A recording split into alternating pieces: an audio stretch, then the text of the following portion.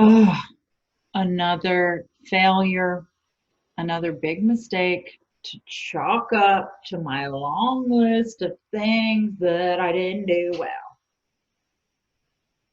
If you're anything like me, it would not be difficult to create a long list of things that you're not good at, mistakes you've made, and failures. You might even have a long list from just this month.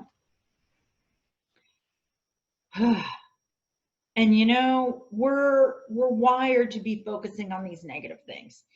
Today, I'm going to be sharing with you how you can shift, how you can start to see, wait a minute, maybe those failures, maybe that's not the end.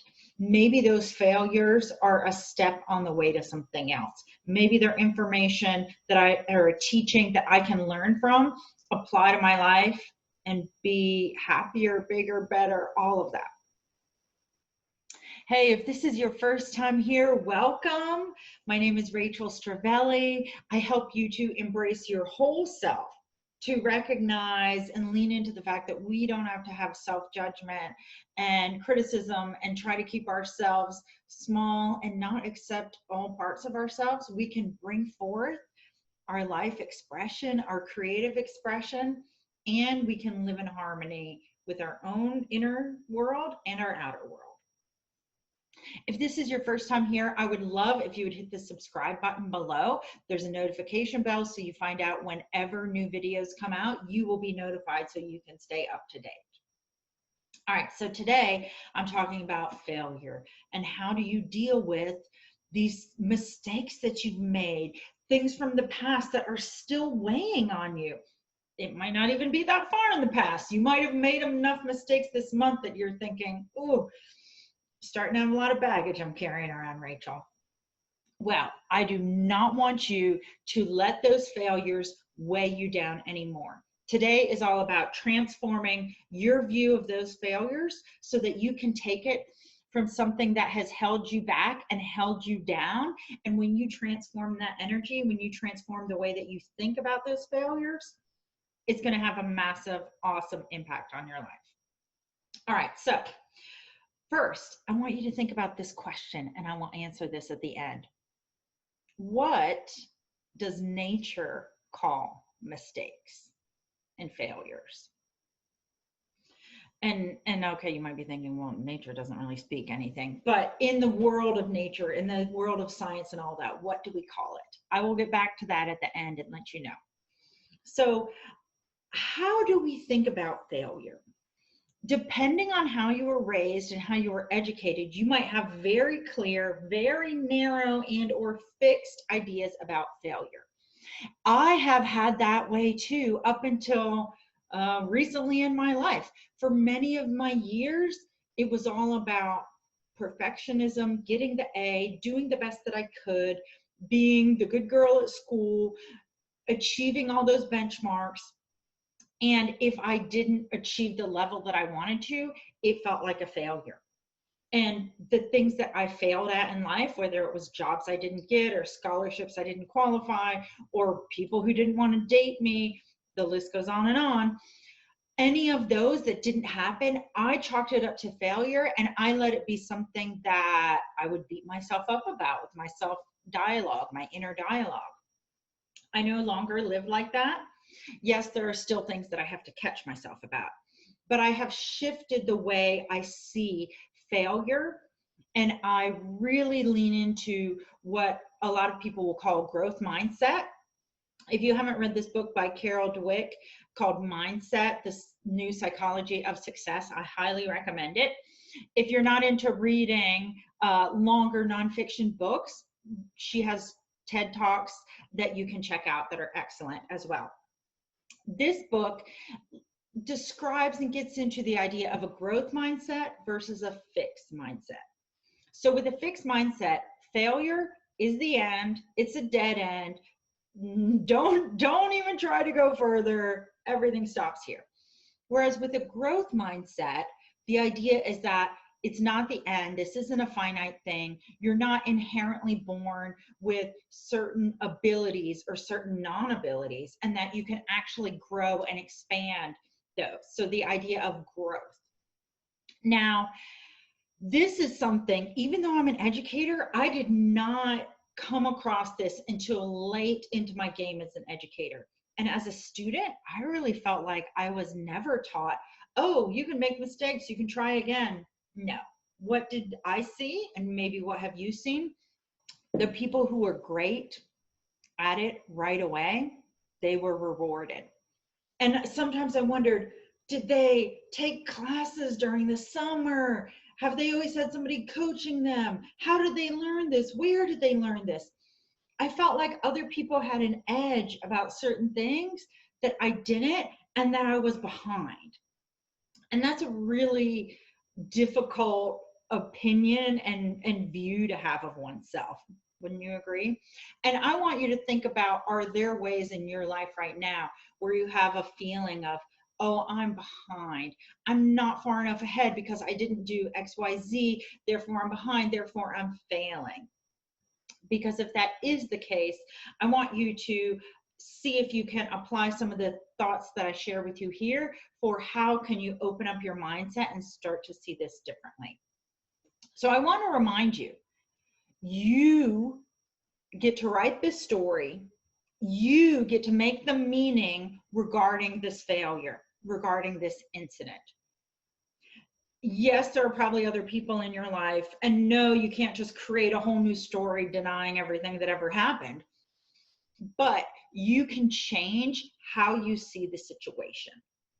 And as I'm talking about this, I want you to think about, there are probably instances in your life when you have applied this, but that maybe you haven't thought about it in this way. And what I'm encouraging you to do today is find new ways in your life that you can apply new stories, new meaning towards things that have held you back or held you down, or been ways that you had negative self-talk, negative internal dialogue or monologue.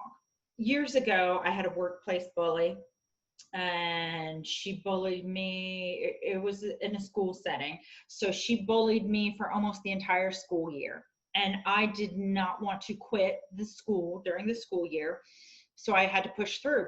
We had multiple mediations. Those didn't do anything. She still kept on bullying me. And it was well known that it was a problem. And I was pretty much just told I had to deal with it. It was very traumatizing for me. And I left that school at the end of the year. And while in many ways I feel like I failed in that there were mistakes that I made that I didn't know were mistakes at the time, and ways I handled the situation that I shouldn't have, over the course of a few years, what I did through counseling and meeting with mentors and people who coached me on my mindset is I learned to learn from that experience, to see what are the jewels and the gems that it gave me. And I also had this survivor mindset of no one will ever do that to me again. And it's true, no one has. It doesn't mean that people haven't tried. I've had two people who explicitly have tried to bully me in workplace settings before. One who was at the same level in the hierarchy, one who was actually one level below me. I was her supervisor, and she was trying to bully me. In both of those situations, because of what I had gone through before and how it had gone so poorly, I then made very, very good choices. Early on, I saw the red flags, I reacted, I responded, and those situations were not traumatizing. They weren't pleasant, but they didn't traumatize me. I didn't leave the job setting because of those people. And in one of the situations, we even turned it around so that the bullying entirely stopped, and the whole dynamic of the situation changed within about 2 weeks or a month. Now, I use the mindset of, what can I learn from this situation? And this is a point of view or a question that you can ask yourself, which is so amazing. It brings you so much when you start looking at things that feel like failures.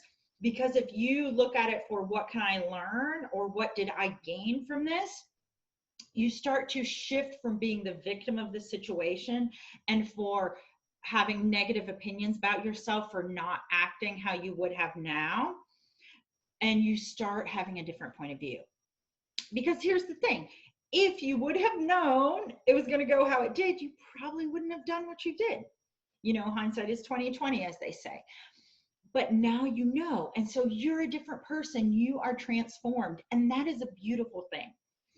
But if you don't realize that you're transformed, if you don't have that self-awareness and self-reflection to look back and say, I'm a different person now, and this is how I'm better, even if it was a really negative opinion and it scarred you and it hurt you, you are better now, or you can be better if you let yourself go through the process of letting that, how you handle that and how you view that and how you view your own actions as a growing experience.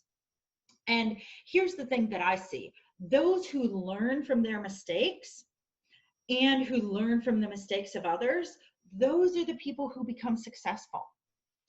Very rarely are successful people what we would call just pure lucky, and they're just like dancing through life and everything happens so easy, and they're like, thank you, thank you, thank you, opportunity after opportunity. It's really not the case. More often than not, when you hear about who we would describe as the uber successful role models that, you ask 10 people if so-and-so is a successful CEO or political leader or religious leader or thought leader, then people would, 9 out of 10 would agree. Many of those people, when you ask them about their habits, when you ask them about what they do and what led up to it, they'll tell you things like they read a lot of books, or they looked at the biographies of others, they learned about success, they learned from experiences in their lives, they used the powers of self-reflection, they learned how to manage their emotions and their mind about the things happening in their lives. They leaned back into, again and again, this growth mindset of, oh, I'm new at this, I can try this, I'm going to try something new, I'm not going to be afraid to try something new. They leaned into those things again and again. And so yes, there's a perseverance involved in a lot of success cases, but it's also this mindset of belief and of learning. Even Facebook, which is considered, an incredibly success story in many ways, they learn from the problems or mistakes of MySpace. What were the technical or other things where they looked at it and they said, what can we improve? They improved it, and that platform is the one that survived, not MySpace. You can look at this in many other areas, in business and other areas of life. People will look at successful things and also look at, well, where are they not being successful? Can I improve upon that? The scientific method and so much of our knowledge in that area looks at what do we already know and what can we expand upon. So what if you start asking yourself, how can I expand my knowledge and my growth by looking at my past with forgiveness?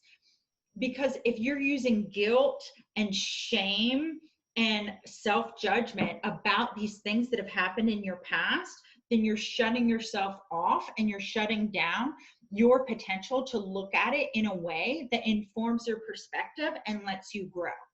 If all you do is tell yourself, oh my gosh, I can't believe I did that, and I feel so guilty I made that mistake, or cheated on so-and-so, or backstabbed my best friend, or that I made this decision even though I knew I shouldn't have. If you keep in that place, then you won't move forward. You'll stay exactly where you are. And if you're happy where you are, well, more power to you.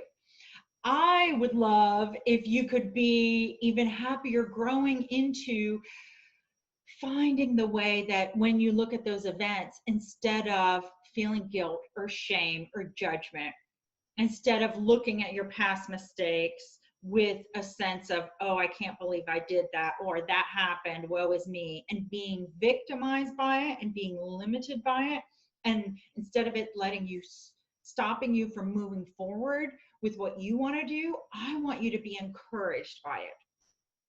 Another book that I want to recommend, which I think has been so delightful, is, so Kyle sees, he's a comedian now turned transformational coach. And one of the things I love about this book, which you can probably tell from the title, is he helps people who read the book to think of their lives in a lighthearted way.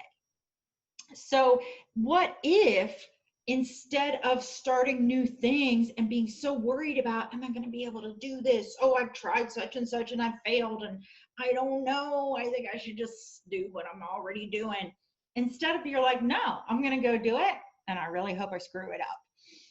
When I am feeling like I need to start something new, and maybe there's a little bit of hesitancy. Sometimes we're really concerned about the thing that means the most to us. Sometimes those things, we built up a lot of emotional pressure and perfectionism, and we think, I really want to do this thing, but it means so much, and what if I do it wrong? Whew, I gotta just take a deep breath to get all those feelings out. Yes, that happens. We feel those feelings. But what if you started dipping your toe in the water? What if you started saying, I really hope I screw this up? Because if I screw this up, then maybe I'll learn something new about myself. Maybe I'll find the first way that doesn't work. Maybe I'll find 5 ways that don't work. I may have talked about this in another video, I'll have to check. But when I was younger, there was a period of time when I smoked cigarettes. And then I knew that, I knew all along it was never going to be a lifestyle choice. But when I decided to quit, I was committed to doing that. And I told myself I was going to quit no matter how many times it took. Because I knew it was part of my identity and I knew that I was going to do it no matter what. And so I didn't let, when I slipped up, make me feel like a failure.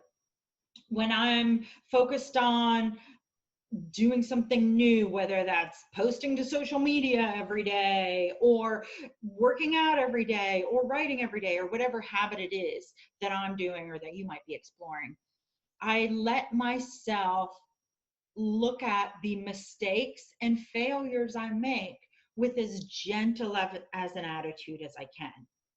Because if I look at it gently, and I look at it with curiosity, I could start to see what that situation tells me. I get to know myself a little bit more. I get to know, oh, maybe working out first thing is the best for me because if I wait till the end of the day, it doesn't really happen. I get to learn more about myself. And so if you let yourself have an openness about this and make it a learning experience and think all of your life, you're going to be continuously learning about yourself. And I think that's incredibly exciting and wonderful. And when you let yourself do that, suddenly these moments of failure and mistakes and all of that, they're just learning opportunities. There's this acronym that some teachers use, which is that FAIL stands for first attempt at learning, FAIL. And I love that acronym because it really reminds us this isn't the end, it's just a first try. We are much more patient with children about learning, and yet who among us thinks that as soon as we become an adult, we don't have to learn anything anymore? And that now we have to get it right the first time, or if not the first time, then by the 3rd time, you need to have it down. It's just not reality. And yet, when we have those expectations for ourselves, we give then permission for us to have the self-judgment and the feelings of shame and guilt and all of that because of mistakes or because of failing. So what I would like you to do is have an appreciation and a curiosity and an openness for yourself. Every time that you try something new, then that's you making another attempt. And that's excellent. That's amazing. All right. Now, here's back to that question that I asked you earlier. So what does nature call mistakes? Well, I think she calls them mutations.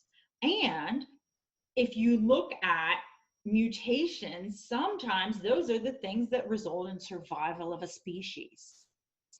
There are many, many instances of several mutations here and there in a species. When conditions change, the individuals in the species that had the mutation survived, and the ones that didn't. In the UK, there was an instance with moths, and all of a sudden they started having a certain color of their wings.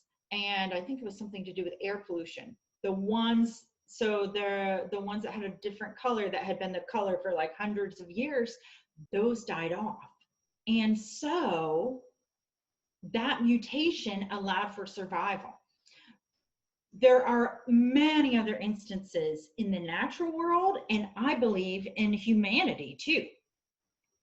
All right, I would love if you want to join me on my newsletter. There's a link below where you can sign up. Periodically, I do small group classes or experiences where we get together and we talk about things like this. We work through, how are we developing a growth mindset? How can we be leaning into trying out new things and being courageous about it, and having other peers who hold us accountable and who cheer us on? I also send emails every week that are inspiring. Sometimes there's fun worksheets. There's always a link to my latest video, and actionable, easy things that you can do to apply to improve the quality of your life, to let you feel happier, more mindful, and to help you embrace more of your whole self. I am so glad that you joined me today, and I would love to hear your comments below about what was the thing about this new way of looking at our mistakes and our failure that you think is going to really impact you in a positive way. All right, thanks for joining me. Bye.